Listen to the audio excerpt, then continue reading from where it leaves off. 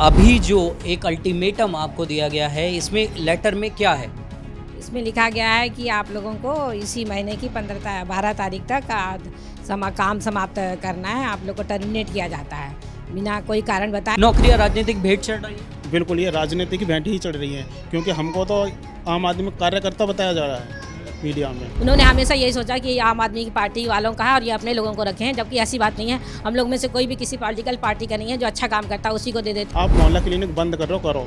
आप आरोग्य मंत्र खोलना चाह रहे हैं, हमें आप उनमें ले लीजिए बिना किसी। हमने तो एग्जाम दे चुके हैं, तो हमें दोबारा क्यों सिलेक्शन करना है? ये बसों वालों को ना मार्शल लोगों को बेरोजगार कर दिया, जो ऑलरेडी लगे हुए लोग थे। और उन लोग का तो चलो बिना किसी इंटरव्यू के, बिना किसी योग्यता के चलो ले लिया गया था, वो हम नहीं जानते। लेकिन हम लोगों को तो बाकायदा पेपर वर्क, इंटरव्यू और हर तरीके का इश्तेहार के साथ करा गया था। नमस्कार, नेटडिक न्यूज देख रहे हैं आप और आपके साथ मैं हूं नवदीप शर्मा। जनता के मुद्दों पे हमेशा चर्चा करते हुए हम इस चैनल में आपको वो सच्चाई दिखाते हैं जो लोगों की नग्न आंखों से भी अछूती रह जाती है। ऐसे ही एक मुद्दे को फिर से एक बार से उजागर किया गया है। हम अभी जो खड़े हैं ये वो आम आदमी मोहल्ला क्लिनिक है जो लोगों को सुविधाएं देने के लिए बनाया गया था। उनके डोर स्टेप्स पर हर गली मोहल्ले में ऐसे मोहल्ला क्लिनिक खोले गए थे और ये जो मोहल्ला क्लिनिक थे उन छोटी बीमारियों के लिए बने थे जिसमें खांसी, सर्दी, जुकाम जैसी छोटी बीमारी होती है, जिसकी वजह से लोगों को हज़ारों की लाइन में ना लगना पड़े, क्योंकि दिल्ली के अस्पताल जो हैं उनकी स्थिति आपसे अछूती नहीं है। और इसी को अब जो है ये सरकार की रडार में आ गए हैं। अब जो इनके ऊपर भी गाज गिरती हुई नज़र आती है और ये जो मोहल्ला क्लिनिक है अब इन पर ताला जड़ने वाला है। तो इसी पे ज़्यादा बातचीत के लिए यहाँ के डॉक्टर्स भी हैं, हम दिखा देते हैं सबसे पहले आपको कि यहाँ पर जो है गली के छोटे से छोटे भी लोग और बड़े से बड़े भी लोग यहाँ पर आकर अपना इलाज कराते थे। तो यहाँ पर हमारे इस मोहल्ला क्लिनिक के डॉक्टर हैं। मैडम, सबसे पहले आपका परिचय। मेरा नाम डॉक्टर प्रशंसा गरेवाल है। जी मैडम, कब से आप यहाँ पे कार्यरत थी? और 2018 से हूँ मैं। जी 2018 से हूँ मैं, करीब 7 साल होने जा रहे हैं। 7 साल। तो मैडम, मोहल्ला क्लिनिक की बात करें तो यहाँ पर कौन कौन से उपचार किए जाते थे और लगभग कितने मरीज यहाँ पर आ जाते थे?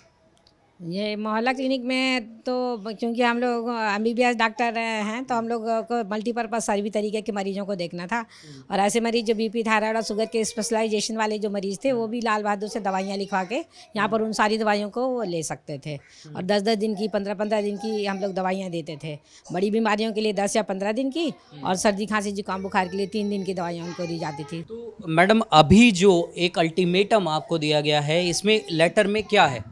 इसमें लिखा गया है कि आप लोगों को इसी महीने की 12 तारीख तक काम समाप्त करना है। आप लोग को टर्मिनेट किया जाता है बिना कोई कारण बताए। इसका कारण वो भी नहीं जानते, उनको ऊपर से ऑर्डर आया है। तो उन्होंने वहाँ से CDM ऑफिस से हम लोग के पास लेटर आ गया कि आप लोगों को 12 तारीख आपका अंतिम दिन है कार्य का और आपको अब नहीं आना है।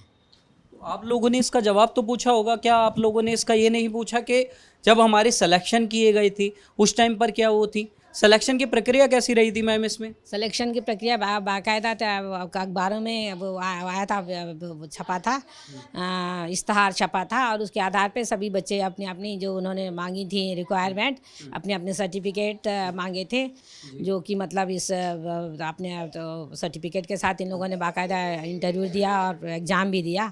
ये फार्मासिस्ट है, इन्होंने भी बाकायदा ऑनलाइन मतलब रिटर्न एग्ज़ाम दिया था ना, यूनिवर्सिटी के थ्रू दिया। मेरा नाम वीरेश कुमार है, मैं फार्मासिस्ट हूँ। हमारा जो एग्ज़ाम हुआ था वो IP यूनिवर्सिटी से लिया था जी। और जब हम पूरा प्रोसेस के साथ पहले एग्ज़ाम दिया है, फिर रिटर्न, वो उसके बाद मेरिट लिस्ट लगी है, फिर इंटरव्यू हुआ, उसके बाद हमारा सिलेक्शन हुआ है। और उसके बाद अभी जो ये चीज़ें हो रही हैं, इस प्रक्रिया को आप क्या कहेंगे? क्या राजनीतिक भेंट, आपकी नौकरियां राजनीतिक भेंट चढ़ रही हैं? बिल्कुल, ये राजनीतिक भेंट ही चढ़ रही है, क्योंकि हमको तो आम आदमी कार्यकर्ता बताया जा रहा है मीडिया में। क्यों हम कार्यकर्ता नहीं, हम तो दिल्ली सरकार के अंडर स्वास्थ्य इसमें काम कर रहे हैं, एक स्वास्थ्य मिशन में। तो हमें इनसे पॉलिटिक्स से तो हमें कोई मतलब ही नहीं हमारा। तो हम तो यही चाहते हैं, आप मोहल्ला क्लिनिक बंद करो। आप आरोग्य मंत्र खोलना चाह रहे हैं, हमें आप उनमें ले लीजिए बिना किसी। हमने तो एग्जाम दे चुके हैं, तो हमें दोबारा क्यों सिलेक्शन करना है? आप 1100 कुछ बनाना चाह रहे हैं मोहल्ला आरोग्य मंदिर। हमारे कितने चल रहे हैं? ये मोहल्ला क्लिनिक ज़्यादा चल रहे होंगे 500 550।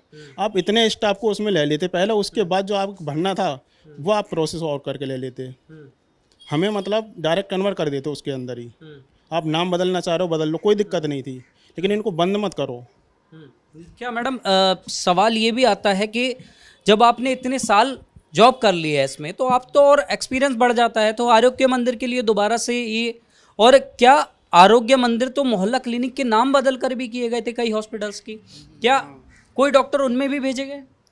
हाँ, अब इन लोगों के अलग से एक इंटरव्यू हुआ था डॉक्टरों का मोहल्ला, जो उसमें सभी के लिए खुला मतलब वो था उसमें, लेकिन ये था कि भर्ती प्रक्रिया काफ़ी कठिन थी। डॉक्टरों से कईयों से बहुत कठिन कठिन ऐसे प्रश्न पूछे गए जो वो दे नहीं सके। जैसे क्योंकि अब इतने एक्सपीरियंस, इतने साल काम करने के बाद जो वो वाला नॉलेज होता है, पुस्तकी नॉलेज कम हो जाता है। जैसे किसी डॉक्टर से पूछा गया कि टिटनस का सबसे लेटेस्ट उपचार कौन सा है अगर टिटनस हो जाए तो, और बहुत सारी ऐसी चीज़ें जो थ्योरी में ज़्यादा करके होती हैं, इस तरीके की कठिन काफ़ी प्रक्रिया से गुजरे थे। और दूसरी बात ये भी थी कि हम लोगों को जब शुरुआत में आम आदमी पार्टी वालों ने जब ये मोहल्ला क्लिनिक खोले थे तो उन्होंने कहा था ऐसा कोई भी डॉक्टर जो स्वस्थ है और मोहल्ला क्लिनिक में काम करना चाहता है वो आ सकता है, उसमें एज का कोई बार नहीं था। तो जैसे कि हम लोगों, मेरी एज जैसे 66 है, मेरे हस्बैंड की 75 थी, लेकिन हम लोग एक्टिव भी हैं और हम लोग अपने नर्सिंग होम को चाहते थे। और हम लोग चाहे कि अब इतना नर्सिंग होम में काम ज़्यादा करना पड़ता है, चलो मोहल्ला क्लिनिक में थोड़ा आराम से रिलैक्स वे में बैठ के अपना 6 घंटे की सेवाएं दे देंगे, क्योंकि उसमें दिमागी टेंशन भी नहीं है, सरकारी चीज़ें हैं। और उस हिसाब से हम लोगों ने इसमें ज्वाइन कर लिया था। उन्होंने पूछा था आप लोग क्यों अपना नर्सिंग होम खोल के ज्वाइन करना चाहते हो, तो हम लोग कहा कि हम लोग को अब रात में 2 बजे 3 बजे मरीज़ के लिए उठना थोड़ा संभव नहीं है एज के साथ, तो हम लोग थोड़े रिलैक्स वाली नौकरी करना चाहते हैं। और बाकायदा फिर उन्होंने हम लोग का सिलेक्शन कर दिया था। क्लिनिक आपके सुपुर्द था तो घर की तरह आपने इसको हमेशा रखा। अगर दरवाज़ा टूट गया, कोई चोरी चकारी करके गया, तो मैं खड़े होकर 4 बजे तक दरवाज़ा भी बनवाया। इस दरवाजे के मोहल्ला क्लिनिक के सारे ताले मेरे द्वारा खरीदे हुए हैं। बाल्टी टूट गई वो साहब मेरे द्वारा लगा हो। ये ठीक है कि वो लोग कुछ पैसे वापस करते थे, लेकिन ना भी करें, लेकिन हमें अपनी जिम्मेदारी रहती थी कि अब इसकी चोरी ना हो, पंखा ख़राब ना हो, सब चीज़ साफ़ सुथरी रहे। और बाकायदा हम लोगों को जो मरीजों के नाम लिख देते, हम लोग को टैबलेट मिले हुए थे जिससे उसमें हम लोग की अटेंडेंस आने और जाने की लगती थी। अगर 8 बजे से लेट होते थे तो टैबलेट में फ़ोटो के साथ हमारी आ जाती थी अटेंडेंस, और जाते समय भी 2 बजे के आसपास हम आँख पलक झपकाते थे वो हमारे। अब मैडम आप क्या, आपने सरकार से अब जो नई सरकार चुनकर आई है उससे भी कुछ आपने डिमांडें रखी क्या? अब नहीं, हम क्या लोगों का तो यही था कि क्या बोलते हैं, सरकार ऊपरी तौर पे तो सेंट्रल गवर्नमेंट में तो बहुत अच्छा काम कर रही है मोदी सरकार, लेकिन कभी भी उन्होंने ये बेसिक लेवल पे आके वहाँ के स्वास्थ्य मंत्री ने कभी मोहल्ला क्लिनिक को देखा नहीं। उन्होंने हमेशा यही सोचा कि ये आम आदमी की पार्टी वालों का है और ये अपने लोगों को रखे हैं, जबकि ऐसी बात नहीं है। हम लोग में से कोई भी किसी पॉलिटिकल पार्टी का नहीं है। जो अच्छा काम करता है उसी को दे देते हैं, और हर साल अपनी पार्टियाँ बदलते रहते हैं। जो अच्छा काम किया उसी को दे देते हैं। तो हम लोग किसी पार्टी से संबंधित तो है ही नहीं। तो जब हमने काम किया तभी हमने मरीजों की संख्या बढ़ेगी, तभी हमारी तनख्वाह भी बढ़ी। तो इस प्रकार हमारी तनख्वाह संविदा पे थी, मतलब हम जितने मरीज देखेंगे उसी हिसाब से हमारी तनख्वाह रहेगी। और वही तनख्वाह हमारी 7 साल से चल रही है, कोई इसमें बढ़ोतरी नहीं हुई है।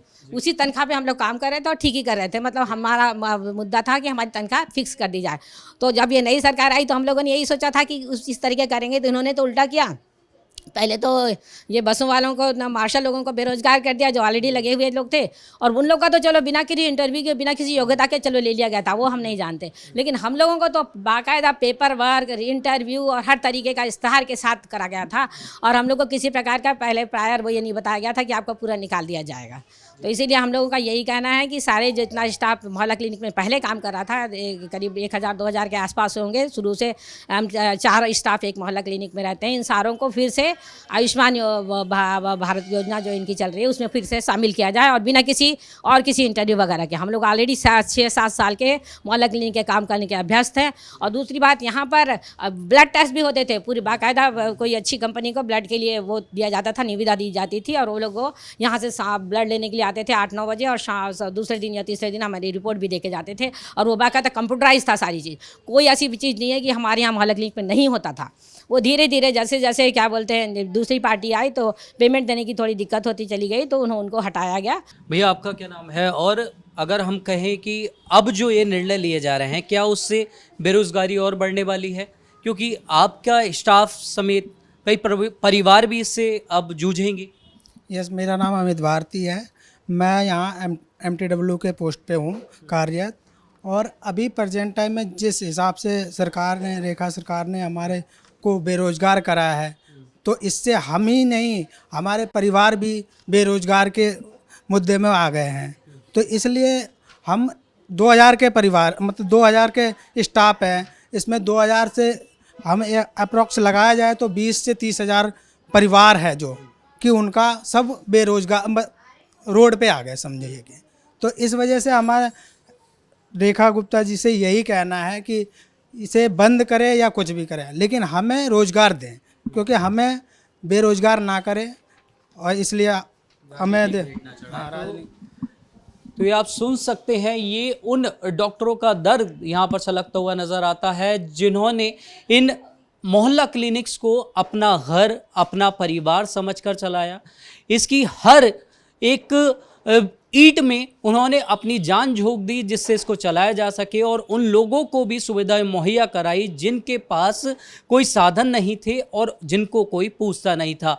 हालांकि अब उनकी ये हालत बनाई है कि उनका ये कहना है कि आप सिर्फ हमें ही टारगेट नहीं कर रहे हैं, बल्कि इससे हमारे परिवार भी अब टारगेट होंगे, वो भी इस दलदल में समाते जाएंगे जिसमें हम समाते जा रहे हैं। आपकी क्या है इस पर राय, हमें कमेंट करके ज़रूर बताएं। कैमरामैन सुमित के साथ नवदीप शर्मा की रिपोर्ट, दिल्ली।